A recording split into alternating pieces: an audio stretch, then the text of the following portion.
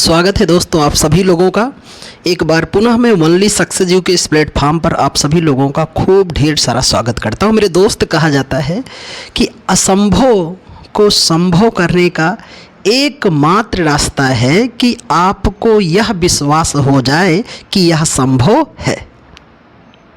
जीवन में कोई ऐसी चीज़ नहीं जिसे आप प्राप्त नहीं कर सकते हैं, बस उसका विश्वास होना जरूरी है। जी हाँ मेरे दोस्त, तो शुरुआत करते हैं आज की इस क्लास को कि फॉर्च्यून ग्लोबल 500 सूची 2023 की जारी की गई है, जिसमें दुनिया की सबसे बेशुमार टॉप कंपनी कौन है तो यूएसए की वॉलमार्ट कंपनी को लगभग कई बार 10 से अधिक बार ये टॉप स्थान को बनाई हुई है। भारत की सबसे टॉप कंपनी में है रिलायंस इंडस्ट्री, जो ऑल वर्ल्ड 88 रैंक पर है। दूसरे नंबर पे भारत की टॉप कंपनी इंडियन ऑयल, फिर है आपके LIC, उसके बाद ONGC, भारतीय पेट्रोलियम और SBI। इनकी रैंकिंग आपको ध्यान नहीं रखना, बस क्रम ध्यान में रखना है। बात करते हैं हम लोग वैश्विक गरीबी सूचकांक। आपको याद होगा जिन छात्रों ने पिछले क्लास को देखा होगा, पिछले लेक्चर को, उन्होंने देखा होगा मैंने पढ़ाया था भारतीय गरीबी सूचकांक भारत की, और ये मैं वैश्विक पढ़ा रहा हूँ पूरी दुनिया की। तो वैश्विक गरीबी बहुआयामी गरीबी सूचकांक ये जारी कौन करता है? UNDP, united national development programme एवं ऑक्सफोर्ड गरीबी मानव विकास सूचकांक की संयुक्त पहल के द्वारा ये जारी किया जाता है।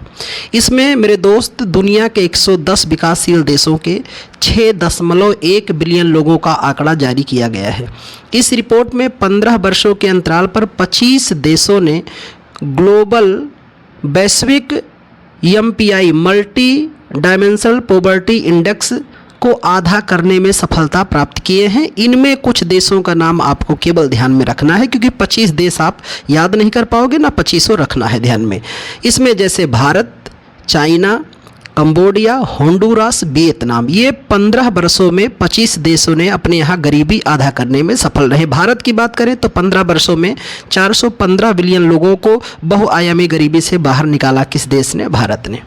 अब आज एक नई खबर हम लोग शुरू कर रहे हैं। खगोलीय गतिविधियों संबंधी करंट की जितनी जानकारियाँ हैं उसकी आज की ये पहली कार्यशाला है।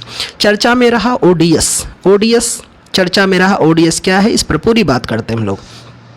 ओडीएस को चंद्रमा की सतह पर सफलतापूर्वक लैंड करने वाला पहला निजी अंतरिक्ष यान है, जिसका नाम क्या है? ओडीएस। ये सफलतापूर्वक लैंड किया है। ये प्रक्षेपित किया गया 2024 में। किसने किया है? अमेरिका के द्वारा। अमेरिका के फ्लोरिडा के कैनेडी स्पेस सेंटर से इसको लॉन्च किया गया है। ये वाणिज्यिक कंपनी IM-1 मिशन के तहत इसको लॉन्च किया गया है। किसको? ओडीएस को। ये बातें आपको ध्यान में रखना है। बात करते हैं ओडीएस के बारे में कि ये चंद्रमा की सतह पर सॉफ्ट लैंडिंग करने वाला अमेरिका का पहला अंतरिक्ष यान बना है ओडीएस। नासा के पेलोड और वाणिज्यिक कार्गो को भी इसके साथ भेजा गया है। अब बात करते हैं हम लोग इसरो द्वारा इनसैट 3DS उपग्रह का सफलतापूर्वक प्रक्षेपण 2024 में किया गया। इनसैट 3DS का प्रक्षेपण यान यानी इसको लेकर कौन गया? GSLV F-14 के द्वारा आंध्र प्रदेश के श्रीहरिकोटा के सतीश धवन अंतरिक्ष प्रक्षेपण केंद्र के सार से इसे प्रक्षेपित किया गया है। इनसैट 3DS जो है ये मौसम विज्ञान उपग्रह है, मौसम संबंधी गतिविधियों की जानकारी देगा। और इस मिशन का पूरा फाइनेंशियल सपोर्ट किसने किया है? केंद्रीय वित्त विज्ञान मंत्रालय ने किया है। और ये GSLV की ऑल ओवर 10वीं उड़ान है। कौथी उड़ान है? 10वीं उड़ान है। ये भी जानकारी आपको ध्यान में रखना। चर्चा में रहा कि जनवरी 2024 में इसरो ने PSLV-C58 के माध्यम से एक्सोसैट उपग्रह को प्रक्षेपित किया है। PSLV की यह 60वीं उड़ान है, यानी एक्सपोसैट को ले जाने के लिए 60वीं उड़ान है। एक्सपोसैट का पूरा नाम है एक्स-रे ध्रुवणमापी उपग्रह। यह इसरो का पहला वैज्ञानिक उपग्रह है। ये बड़ा इंपॉर्टेंट हो जाता है। इसरो का पहला वैज्ञानिक उपग्रह कौन है? एक्सपोसैट। सफल प्रक्षेपण करते समय भारत इस प्रक्षेपण से ब्लैक होल, न्यूट्रॉन तारा के अध्ययन के वेधशाला प्रक्षेपित करने वाला दुनिया का दूसरा देश बन गया है। यानी ऐसा प्रक्षेपण करने वाला ये भारत दूसरा देश बना है। पहला देश कौन सा था? अमेरिका है। नासा ने इसी तरह का एक उपग्रह लॉन्च किया था जिसका नाम था IXPE, प्रक्षेपित किया 2021 में। यह भी जानकारी रखना है। अब बात करते हैं नासा के साइकी की।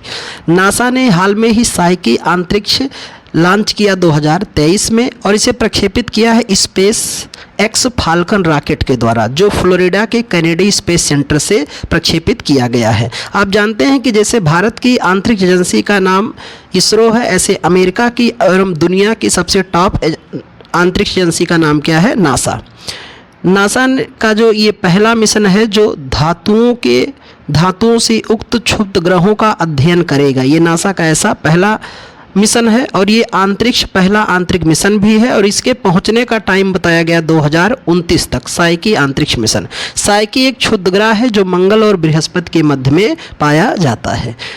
आप अगर इस चैनल पे पहली बार हैं तो इस पर बिल्कुल स्नेह और प्यार अपना दिखाइए, लाइक और सब्सक्राइब करते रहिए। बात करते हैं यूरोप की प्रथम निजी रॉकेट जिसका नाम है म्यूरा 1 को लॉन्च किया गया 2023 में, पर दुर्भाग्य यह रहा कि यह अटलांटिक महासागर में गिरने के साथ समाप्त हो गया। म्यूरा 1 का पूर्व नाम था एरियन 1। क्या नाम था? एरियन 1। और बड़ी चर्चा में रहा कि सितंबर 2023 में ईरान ने सैन्य उपग्रह नूर 3 का लॉन्च किया। और बात करें ईरान के बारे में कि ईरान ने इसके पहले नूर 1 को 2020 में लॉन्च किया, नूर 2 को 2022 में लॉन्च किया और इसके साथ नूर 3 को इसने 2023 में लॉन्च किया। पर नूर 3 जो है ये जासूसी क्षमताओं वाला सैन्य उपग्रह है और यह एक इमेजिंग उपग्रह है।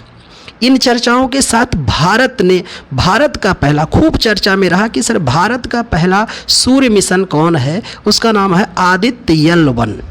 आदित्य, सूर्य का संस्कृत नाम आदित्य होता है। आदित्य L1 किस प्रक्षेपण यान के द्वारा लॉन्च किया गया? तो उसका नाम है PSLV C57। इसे अंडरलाइन रखिएगा आप सभी लोग, मोस्ट इंपॉर्टेंट पूछा जाता है।